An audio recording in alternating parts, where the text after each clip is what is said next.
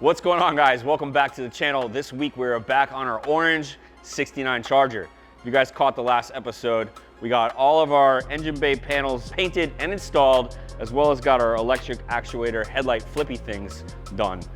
Well, as you see, our engine panels were pulled out again because if you remember, we had some kind of crazy mishap with our driver's side panel. So those came out, got fixed, but that didn't stop us from continuing some work.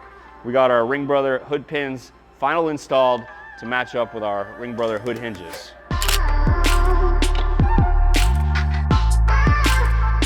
All right, we got our hood pins from Ring Brothers installed.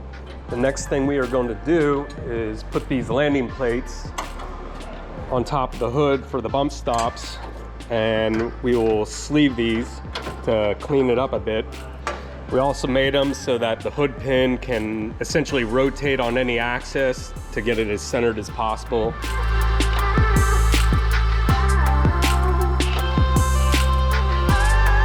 All right, we got our sleeves tacked in that surround our hood pins. We got plenty of clearance all around.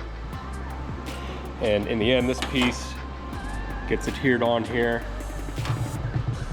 We got our bottom plates tacked in so this doesn't crush the hood when you put it on the bump stop.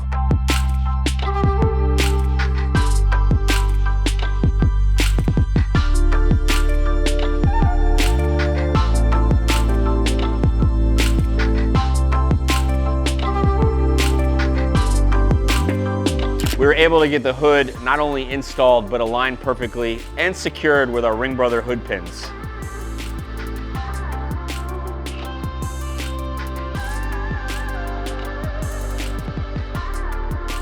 So the next thing we did is we hopped into the interior to start getting some of our interior items sorted out.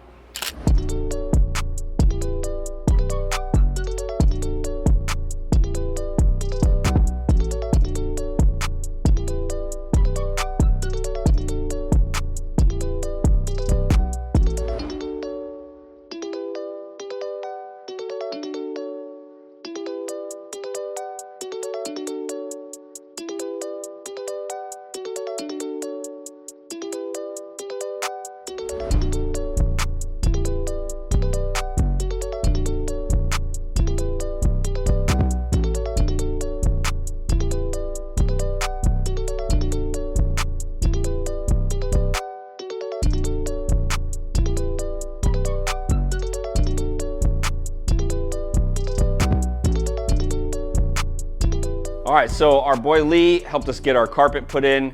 We got all of our door glass put in. We started working on some electrical stuff in the interior, into our fuse block. And then we got a special delivery. Our two-piece Forgeline wheels showed up. So we had to stop everything and get these things put on. And of course, there were some modifications that had to be done to the car because we want to put some big meat on this thing.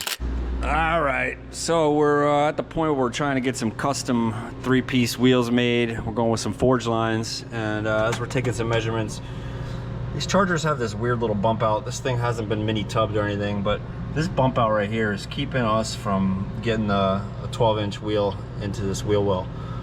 So my customer went ahead and approved me to cut this section out right here. It's about, I don't know, 2 inches of metal we're gonna be ripping out and replacing and getting rid of this little bump section here from here to there. So we're gonna flatten that out and make it so we can bring the face of the lip of our wheel right out to the inside of our fender here. So we're gonna get our saw out and start cutting.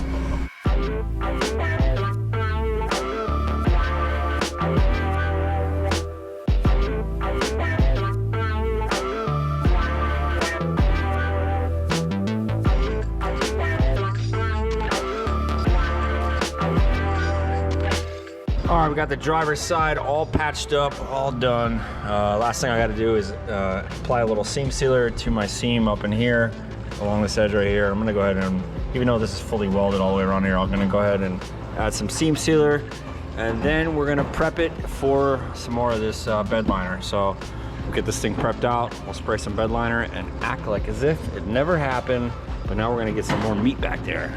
Meat is good.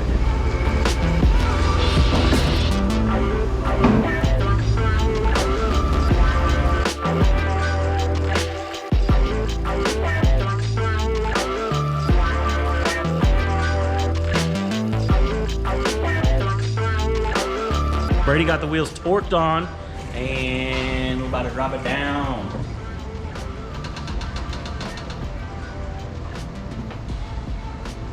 Woo! Looking good. Let me jounce this real quick. Make sure we get that final height. Oh yeah. Oh yeah. Look at that. Look at them meats. Nash, the owner of the vehicle, was like, I need a 305 on the back of this. So we made it happen. Got the 305 underneath there. In the back, 20 by 11, and a 9.5 in the front, and a 19. So a staggered sizing from front to back. I think they look really good. All right, guys, we got our wheels and tires fit on the car, but a true test is outside on the road. So let's get this thing out of the shop and take it for a test drive.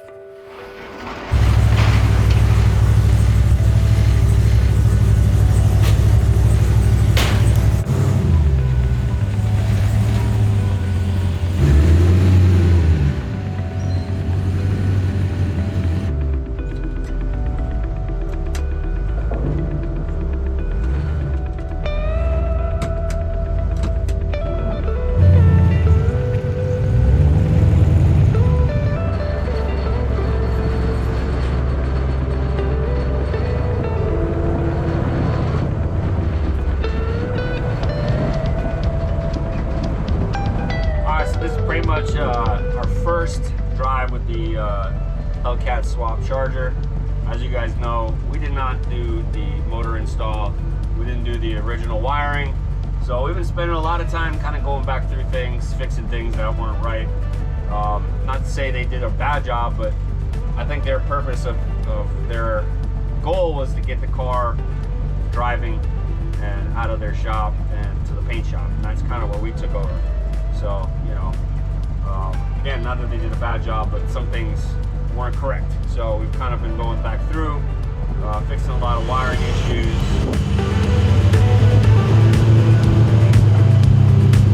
Some suspension stuff, some coolant stuff, some clearance issues with our rear end and our four links.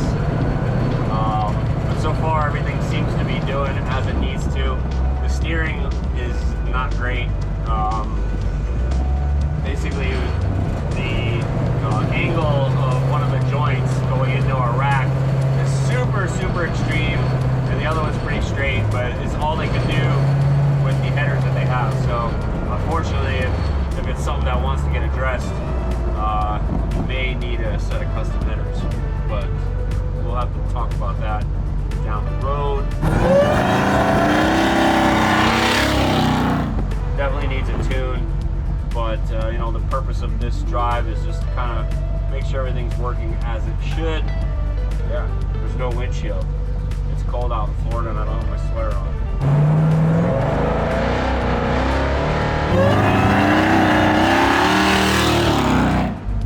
Yeah, suspension is not great. I don't know if the coilovers are too stiff. They need to be adjusted, or maybe there's some more clearance, but there's some loud banging going on back in the passenger rear. So that's no bueno. So I'll have to get this thing back on the lift, see what's going on.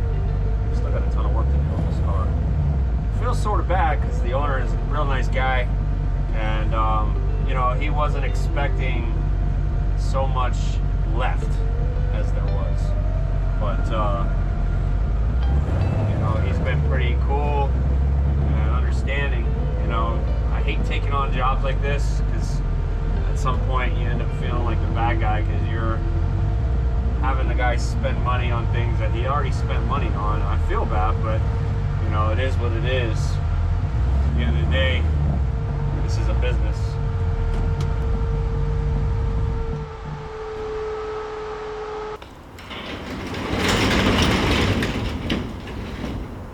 Well, all right, guys, that's a wrap on the episode. We are at a home stretch with this thing. Last things we got to do is get our full interior put in. We got to get our front and rear glass done, as well as get our engine bay panels final installed. And we're going to throw this thing on the dyno to see what kind of numbers our Hellcat swap charger is going to make. So if you guys want to see that, make sure you like, subscribe, drop a comment. We'll see you guys on the next one. Peace.